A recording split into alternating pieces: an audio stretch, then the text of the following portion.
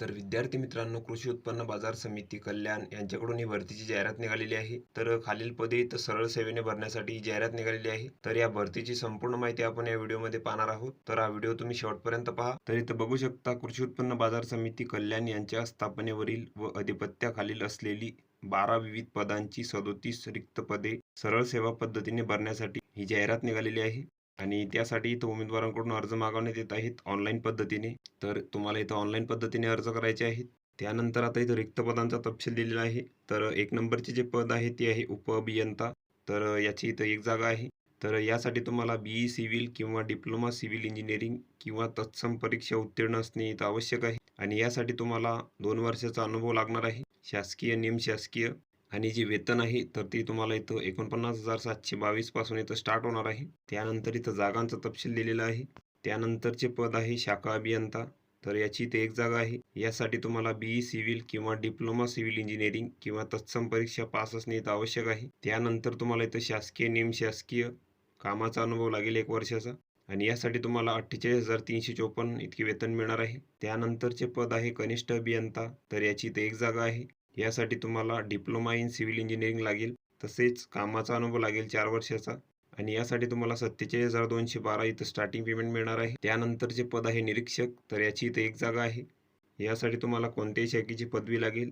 त्यानंतर तुम्हाला इथं संगणकाचे किंवा व्यावसायिक किंवा तांत्रिक पात्रता प्रमाणपत्र लागणार आहे. त्यानंतर तुम्हाला इथं कामाचा अनुभव लागेल 2 वर्षाचा आणि वेतन तुम्हाला इथं 46,870 रुपये मिळणार आहे स्टार्टिंग. त्यानंतरचे पद आहे सुपरवायझर. तर याची पण इथे 1 जागा आहे. यासाठी तुम्हाला कोणत्याही शाखेची पदवी लागेल, तसेच संगणकाचे किंवा व्यावसायिक तांत्रिक इथं प्रमाणपत्र लागेल आणि इथं कामाचा अनुभव लागेल 1 वर्षाचा तुम्हाला आणि तुम्हाला जे वेतन मिळणार आहे स्टार्टिंग तर ते इथं 26,692 मिळणार आहे. त्यानंतरचे पद आहे वरिष्ठ लिपिक. तर याची इथं 1 जागा आहे. यासाठी पण तुम्हाला कोणत्याही शाखेची पदवी लागेल, तसेच संगणकाचे किंवा व्यावसायिक तांत्रिक इथं प्रमाणपत्र तुम्हाला इथं लागणार आहे आणि इथं 1 वर्षाचा कामाचा अनुभव लागेल आणि वेतन तुम्हाला इथं स्टार्टिंग 26,692 मिळणार आहे. त्यानंतरचे पद आहे कनिष्ठ लिपिक. तर याच्या इथं 6 जागा आहेत. यासाठी पण तुम्हाला कोणत्याही शाखेची पदवी लागेल, तसेच संगणकीय, व्यावसायिक, तांत्रिक प्रमाणपत्र तुम्हाला इथं लागणार आहे आणि यासाठी तुम्हाला 24,822 इतके वेतन मिळणार आहे स्टार्टिंग. त्यानंतरचे पद आहे वाहन चालक. तर याच्या इथं 5 जागा आहे. यासाठी तुम्हाला 10वी उत्तीर्ण लागणार आहे आणि तुम्हाला मोटर कार ड्रायव्हिंगची इथं लायसन लागणार आहे आणि तुम्हाला अनुभव लागणार आहे मुंबईत मोटर चालवण्याचा किमान 3 वर्षाचा आणि यासाठी तुम्हाला 24,822 इतके स्टार्टिंग पेमेंट मिळणार आहे. त्यानंतरचे पद आहे शिपाई. तर याची इथं 8 जागा आहेत. यासाठी तुम्हाला 10वी उत्तीर्ण लागणार आहे आणि यासाठी जे तुम्हाला पेमेंट मिळणार आहे तर ते 20,321 मिळणार आहे स्टार्टिंग.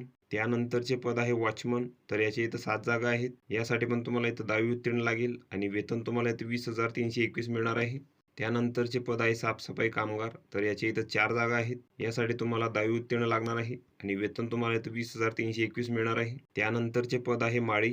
तर याची इथे 1 जागा आहे. यासाठी तुम्हाला 10वी उत्तीर्ण लागणार आहे आणि वेतन तुम्हाला इथं 20,321 मिळणार आहे. त्यानंतर या पदांसाठी जी वयोमर्यादा आहे तर ती 18 ते 38 वर्षापर्यंत आहे आणि मागासवर्गीय उमेदवार, तसेच अंध, अपंग, दिव्यांग उमेदवार व माजी सैनिक यांच्यासाठी इथं 5 वर्षापर्यंत शिथिलता दिलेली आहे वयामध्ये. त्यानंतर जो प्रोबिशन कालावधी आहे तर निवड करण्यात आलेल्या उमेदवारांचा परिवीक्षाधीन हंगामी कालावधी इथं 6 महिन्याचा राहील. त्यानंतर इथं निवड व कार्यपद्धती दिलेली आहे.